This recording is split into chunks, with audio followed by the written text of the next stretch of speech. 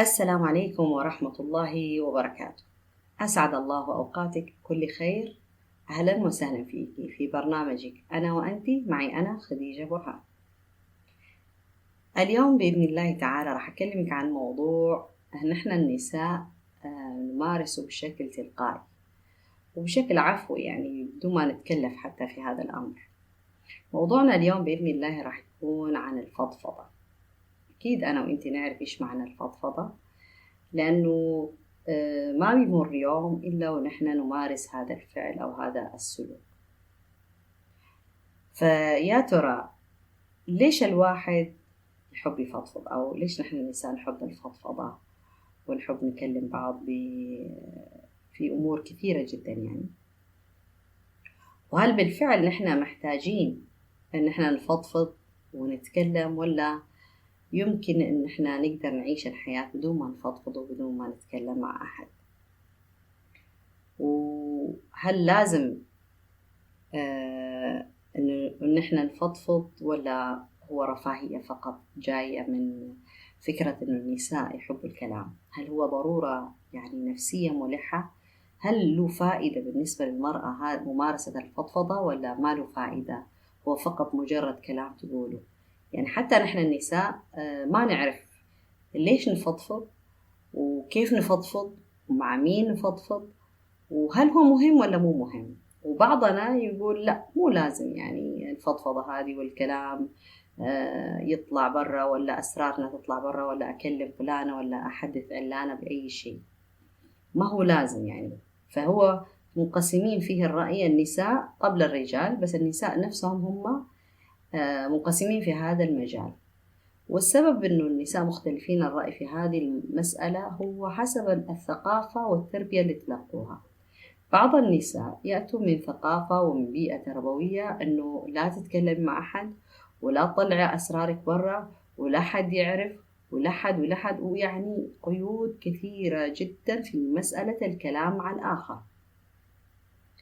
طبعا هم في البداية يربوا بهذا الشكل، لكن بعد كده يصير ممارسة تلقائية، فتصير حتى الوحدة لما تتزوج وعندها مشكلة مثلا مع زوجها، ولا عندها شغلة مقلقتها، ما تقدر تفتح قلبها وتتكلم فيها مع أي أحد، لا تفتح قلبها مع زوجها ولا تفتح قلبها مع أهلها، لأنه خلاص عقلها ودماغها استوعب أنه لا تقولي.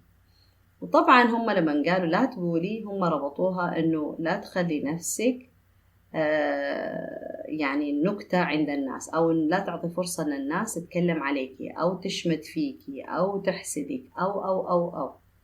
الكثير من الأعذار غلفت في مسألة إنه إحنا ما نتكلم. طيب، فهذه التربية موجودة يعني في بعض المجتمعات، وبعض المجتمعات يجي مسألة الفضفضة يعني من أوسع الأبواب، تلاقيهم يتكلموا في كل شيء، فالواحد يعرف أسرارهم، يعرف الخاص ويعرف العام ويعرف كل شيء منهم، يعرف حتى من الطفل الصغير. يعني لو تسألي أي طفل في هذه العائلة ممكن يجاوبك بأشياء عميقة جدا أنت تتفاجئ يعني كيف يتكلموا بهذا الشكل. ولما تقولي لهم كيف تتكلموا في هذا الموضوع قدام أحد أو حتى قدام الأطفال، يقولك ما فيها شيء عادي جدا يعني. فيصير الإنسان يعني يصاب بالإرباك، أتكلم ولا ما أتكلم؟ فهنا هي الإشكالية اللي احنا نقع فيها النساء في هذا الجانب. طيب، هل بالفعل نحن نقدر نتكلم مع كل أحد، يعني نروح لأي أحد ونتكلم معه، وهل في شروط للموضوع ده كله؟ طبعا الفضفضة هي كلمة عامية يعني، لكن أكيد مفهومة عند الجميع.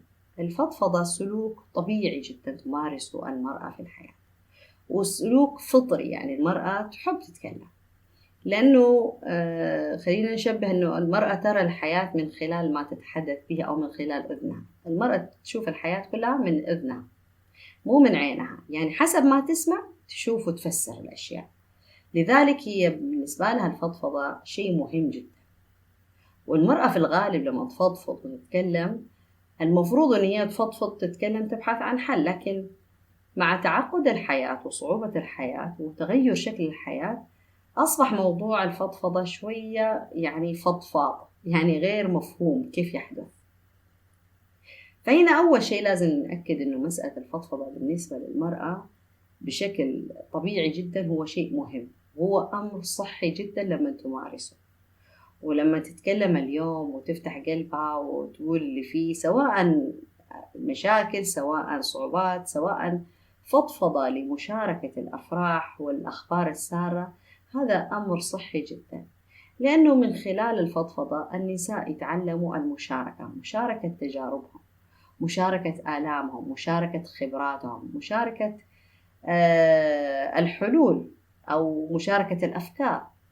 بغير الكلام الإنسان ما يقدر يشارك أحد شيء، بغض النظر من امرأة ولا رجل، بس إجمالا الكلام هو الوسيلة الوحيدة لمشاركة الآخرين ما نحمله داخلنا، سواء كان علم، سواء كان ثقافة، سواء كان فهم، سواء كان خبرات وتجارب إلى آخره. نرجع للمرأة. المرأة اليوم لما تمارس الفضفضة هي تمارس لأنه هذا الشيء موجود في طبيعتها، وليس شيء يقلل من قدرها واحترامها وقيمتها، إنما هو ممارسة طبيعية.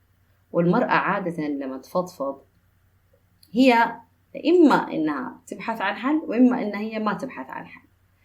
طيب إذا ما تبحث عن حل ليش تفضفض؟ تفضفض لأنه أثناء ما هي جالسة تتكلم وتفضفض عن قلبها ولا عن نفسها، هي تجد الحل أثناء كلامها، هي بتطرح الحلول. ما في امرأة اليوم لما تجي تتكلم وتتشكى إلا هي تلاقي الحل بنفسه، أثناء الكلام هي تقول الحل. ففي نساء بالفعل الفضفضة بالنسبة لهم هي مهمة جدا حتى تستطيع إيجاد الحلول. الفضفضة مهمة جدا بالنسبة لهم حتى تستطيع الإجابة على بعض الأسئلة. بعض الأحيان المرأة تصاب بالحيرة في أمر ما وتحتار وما تلاقي له جواب ولا حل، ولا ما تفهم كيف هو أصلا. لكن لما تروح تفضفض عند صاحبتها ولا اللي من تثق بها، أثناء ما هي جالسة تفضفض تلاقي الإجابات على أسئلتها، فتقول هي السؤال وتتشكى، فجأة تلاقيها قالت الإجابة. وده الطبيعي جدا، لأن العقل سبحان الله يعمل بهذا الشكل، يعني لأنه تفريغ معناها أنه تسمح بالأفكار الجديدة وبالإجابة على الأسئلة أنها تظهر على السطح. فالمرأة لما تفضفض هي في الغالب هي تستخدم هذه الفضفضة من أجل الراحة وترتاح، ولما ترتاح ذهنها يصفى، ولما ذهنها يصفى تلاقي جواب على أسئلتها أو تلاقي حلول للمشاكل تبعها. طيب إيش السيء في الفضفضة؟ إذا كان الفضفضة بهذا الوصف معناه أنه شيء جيد. طيب إيش السيء في الموضوع؟ السيء في الفضفضة أنه هي أخذت شكل آخر، أخذت الفضفضة بعد آخر، أخذت أنه هو إطلاق أسرار المنزل أو الحياة الخاصة إلى الخارج. فصارت المرأة على سبيل الفضفضة أنه هي تتكلم فقط لأجل الكلام. صار ممتع أنه اليوم تتكلم عن نفسها، تتكلم عن حياتها، تتكلم عن خصوصياتها، تتكلم عن أسرار الناس التي استودعوها إياها، تتكلم عن الناس، تتكلم عن أي شيء بدون ضابط شرعي في الموضوع هذا كله. وهذا اللي أربك موضوع الفضفضة عند النساء، فصار مو يعني محبب أو مستحب، لأنه المفضفضة لها ضوابط ولها شروط ولها طريقة ونظام معين حتى لا تؤدي إلى ما يغضب الله سبحانه وتعالى. فكل كلام يخرج اليوم من المرأة هو لا يقع في دائرة المباح فقط، بعض الأحيان يقع الكلام في دائرة المحرم. لأن المرأة اليوم لما مثلا تتكلم على سبيل الفضفضة أو حتى على سبيل الشكوى، تتكلم عن حياتها الخاصة جدا أو العلاقة الخاصة جدا بينها وبين زوجها مع أمها ولا مع أختها، هنا نقف وقفة مع هذا الموضوع، واللي هو نقول إيش الهدف من هذه الفضفضة أو من الحديث في هذا الجانب؟ هل في مشكلة والمرأة الآن جالسة تبحث لها حل؟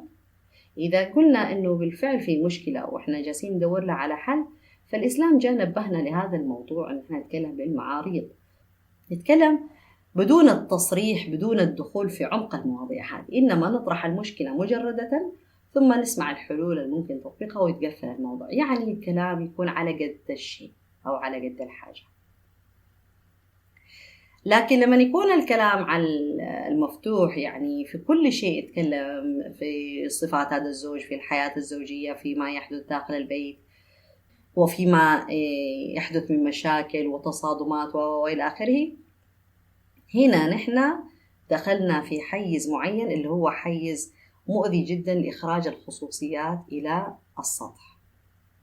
في هذه الحالة حتكون الفضفضة نفسها مؤذية لصاحبتها ومؤذية لحياتها.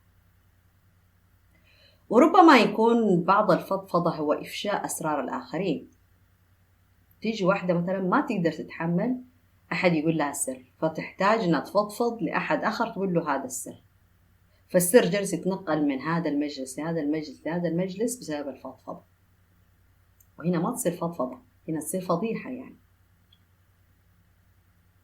لأنه له ضابط شرعي. قلنا إحنا مسألة الفضفضة، الكلام، ليش الكلام لازم الواحد يتكلم؟ الله سبحانه وتعالى في القرآن الكريم إيش قال؟ ما يلفظ من قول إلا لديه رقيب عتيد. اليوم المرأة لما تبغى تتكلم مع أحد من الناس وتبغى تفضفض وتطلع اللي عندها، يجب أن تقف مع نفسها وقفة صادقة وتسأل نفسها ليش قاعدة أتكلم؟ إيش الهدف؟ وأهم من هذا كله كمان، أنا مع مين قاعدة أتكلم؟ لازم أعرف إنه المجالس بالأمانات، فلازم أختار الشخص اللي أنا أفضفض عنده. هل هو عاقل؟ هل هو حكيم؟ هل هو مؤمن يتقي الله سبحانه وتعالى؟ ربما الوحدة وهي تتكلم وتفضفض من حلاوة الكلام تتكلم بأمور تغضب الله سبحانه وتعالى. فاللي يسمع الفضفضة هذه إذا كان مؤمن وحكيم وعاقل راح يوقفها عند حدها في هذا الكلام وينبهها. معناها المرأة ما راح تتجرأ وتتمادى في كلامها. هنا حيكون الفضفضة شيء صحي أكثر وشيء صحيح أكثر. لكن بعض النساء زي ما قلنا إحنا تفضفض لأجل الفضفضة، تفضفض وهي ما تبغى الحل، في مشكلة وما تبغى حل وتبغى تتكلم في هذا المجلس وتروح مجلس ثاني تتكلم وتتكلم مع فلانة من الناس وتتكلم مع علانة من الناس، وتبغى بس بهذا الشكل تعيش حياتها في الكلام فقط. طبعا هنا إشكالية كبيرة جدا، وهي يعني توقع المرأة في أزمة. لذلك تتعرض كثير من النساء اللي يتكلموا كثير للمشاكل. وممكن من هنا جات التربية اللي تقول إيش لا تتكلمي ولا تطلع أسرار بيتك ولا تشتكي لأحد وحل مشاكلك مع نفسك وإلى آخره. القيود الشديدة ربما جاءت من هذا الكلام، إنه النساء اطلعوا وجدوا إنه كل واحدة جالسة تتكلم هي تتعرض للانتقاص وقلة الاحترام وقلة يعني عدم الترحيب بها، وإنه مشاكلها تكثر وإنه حياتها تصير معقدة، فخوفا إنهم يقعوا في نفس المشكلة صاروا ما يتكلموا. طيب عدم كلام النساء بدون ما يكون في فضفضة، طبعا لازم نتذكر نحن مش لازم تكون دائما الفضفضة هي في مشكلة. بعض الأحيان الفضفضة هي مجرد مشاركة، حتى الأمور المفرحة كمان. عدم مشاركة المرأة وعدم فضفضة المرأة هذه تسبب للمرأة نفسها أزمة نفسية، لأنه من كتر ما تكبت تكبت تكبت تكبت تبطل تعرف إيش الصح وإيش الخطأ، إيش المقبول وإيش غير المقبول، وتبطل تعرف كيف توازن حياتها وكيف تحل مشاكلها، لأنه هي تقيس على ما تسمعه فقط لكن ما تقيس على حياتها وواقعها. فهنا نلاحظ أنه مسألة الفضفضة مهمة جدا للمرأة حتى تنمي عندها جوانب في مشاركة التجارب الحياتية مع بعضها البعض. كمان شيء تاني، الفضفضة بتعلم المرأة الشجاعة. الشجاعة من ناحية إيش؟ مواجهة نفسها، لأن المرأة لما تسمع نفسها وهي تتكلم وتفضفض حتبدأ تعيد النظر لحياتها ولشخصيتها ولبنائها النفسي. من خلال إيش؟ من خلال إنه هي حتراجع الكلام اللي تقوله، حتحاسب نفسها أول شيء. تاني شيء حتشوف إذا كانت هي اللي تقول هذا الكلام معناه كيف شكل حياتها هو، هل حياتها تحتاج إلى تعديل أو إلى تصحيح أو إلى تضبيط أو إلى إحداث توازن ولا لا. لأنه الفضفضة قلنا إحنا المرأة هي تسمع نفسها بنفسها. كمان لو اجتمع مع هذا السماع أنه يكون اللي يسمع لها شخص عاقل، فهنا حتكون فضفضتها فائدتها كبيرة جدا. طبعا احنا ذكرنا من الأشياء اللي هو إيش الأمور اللي ممكن المرأة تفضفض فيها. الأمور كثيرة جدا للمرأة مسموح لها تتكلم فيها. المرأة ممكن تتكلم فيما يخصها يعني من أمور حياتها اللي تطلب فيها النصح والتوجيه والإرشاد. هذا مجال جيد جدا للفضفضة، لأنه من خلال هذه التجربة أو من خلال المشاركة الكلامية اللي احنا نسميها الفضفضة هي تتعلم أشياء كثيرة وتصحح أخطائها وتطور نفسها وتصير أكثر نضجا ومعرفة وحكمة وعلما. كمان ممكن المرأة تفضفض وتشارك الآخرين الأفراح اللي تمر فيها والإنجازات. طيب ممكن يكون تخاف هنا المرأة من الحسد.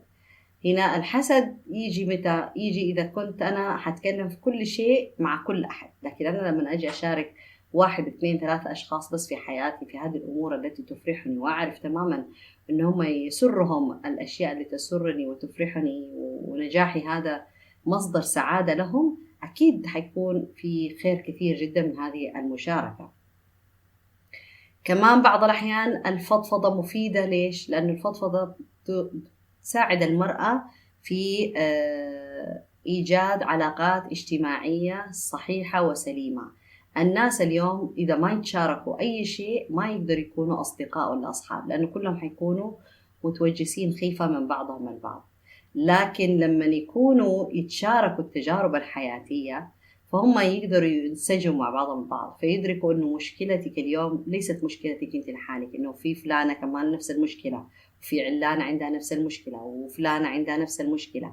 فبالتالي تشابه مشاكلنا أو صعوباتنا أو تحدياتنا في الحياة يخلق عندنا حالة من التعاطف مع بعضنا البعض. هذا التعاطف ربما يؤدي إن احنا نكون صداقة مع بعضنا البعض. خلينا نتوقف معاكي في هذا الفاصل القصير وأرجع أكمل معاكي موضوع الفضفضة.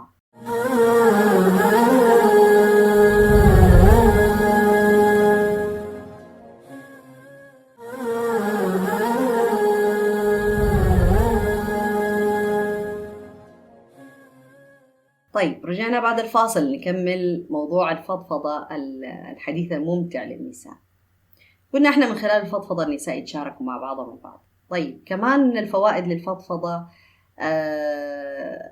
اللي هي قلنا احنا المشاركة الاجتماعية أو تكوين علاقات اجتماعية وتعلم مهارات جديدة ومعرفة أنفسنا، والمعرفة هذه تساعدنا احنا في زيادة ثقتنا بأنفسنا. طيب كمان عندنا اللي هي سؤال مهم جدا: هل الفضفضة هي حل مناسب دائما لحل جميع المشاكل مثلا؟ طبعا في نقطة ضعف في مسألة الفضفضة. الفضفضة هي بحد ذاتها هي ما هي مشكلة وما هي شيء صعب جدا يعني، لكن كل المخاوف المترتبة على الفضفضة إيش هي؟ أنه اليوم نصير نحن بالكلام والمشاركات والفضفضة هذه كلها أحاديث في لسان الناس أو في أفواه الناس، ويصير أسرارنا برا البيت والشامتين كثير وإلى آخره.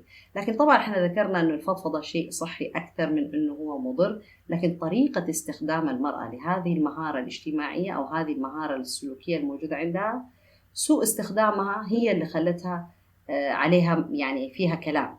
طيب وصار عليها ملاحظات شديدة جدا لدرجة احنا ما بنربي أنفسنا على هذا الجانب.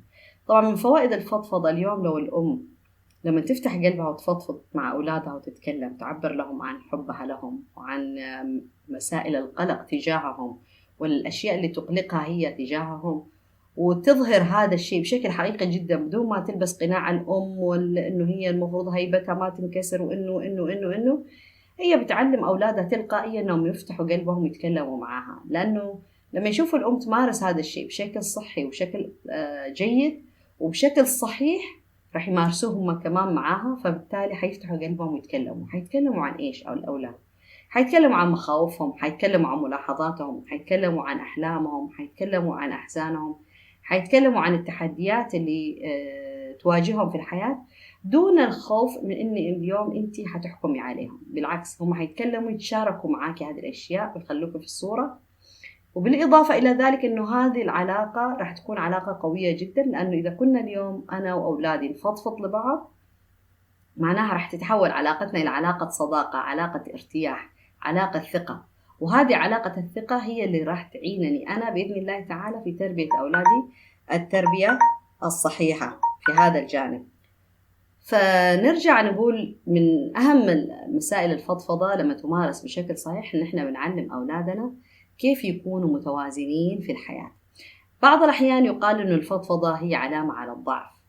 طبعا هي علامة على الضعف إذا زادت عن حدها. إذا اليوم المرأة ما تعرف تمسك الكلام في قلبها ولا في صدرها وما تعرف تكلم نفسها بنفسها وتحل مشاكلها ولا ترتب أمورها إلا بالكلام فقط، إلا تمارس الكلام طول الوقت، تفضفض مع الصالح مع الطالح مع اللي يكون مع أي شخص مستعد أن يسمع لها، دائما تفضفض، هنا تصير علامة ضعف، عدم القدرة على السيطرة على النفس وعدم القدرة على التحكم بالأمور وعدم القدرة على معالجة المشاكل.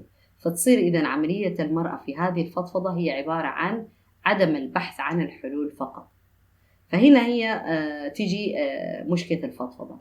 وإحنا قلنا أنه الثقافة الفضفضة هذه غير موجودة في بعض المجتمعات بقوة، ومع الأسف الشديد هذا طبعا خلى العلاقات الاجتماعية تصبح حساسة جدا ومعقدة جدا ومربكة جدا. وبعض العائلات أو بعض المجتمعات موجود عندهم مسألة الفضفضة لكن بدون ضوابط.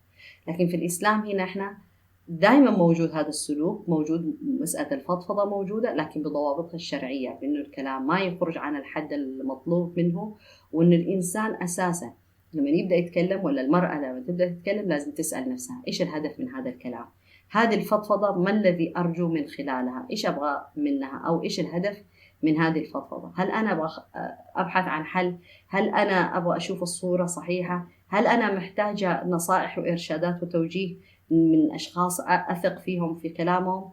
هل أنا أتكلم فقط من أجل الكلام فقط؟ لازم أنا أعرف جواب هذا السؤال. إذا عرفت اليوم جواب سؤال ليش أنا أمارس الفضفضة، معناها راح أمارس الفضفضة بطريقة متوازنة ومتزنة وبالكيفية التي ترضي الله سبحانه وتعالى، بدون ما تأثر على علاقتي أنا بالله، وبدون ما تأثر على حياتي الخاصة، وبدون ما تأثر على علاقتي بالناس، وبدون ما أضطر فيها أني أنا أتكلم عن خصوصيات بيتي. من هذا الموضوع أنا أحب أقول للمرأة أن اليوم مارسي الفضفضة بحرية، لكن بعد سؤال أو إجابة سؤال: أنا ليش أبغى أفضفض؟ ليش أبغى أتكلم؟ لازم أعرف جواب هذا السؤال، ثم بعد ذلك أقدر أمارسه وأنا مرتاحة تماما وأحصل على الفوائد التي أرجوها من خلال هذه الفضفضة. كنت أنا معك خديجة برهان في برنامجك أنا وأنت في موضوع عن الفضفضة بين النساء. حتى لقاءنا في الحلقة القادمة بإذن الله تعالى، أتركك في حفظ الله ورعايته، في أمان الله.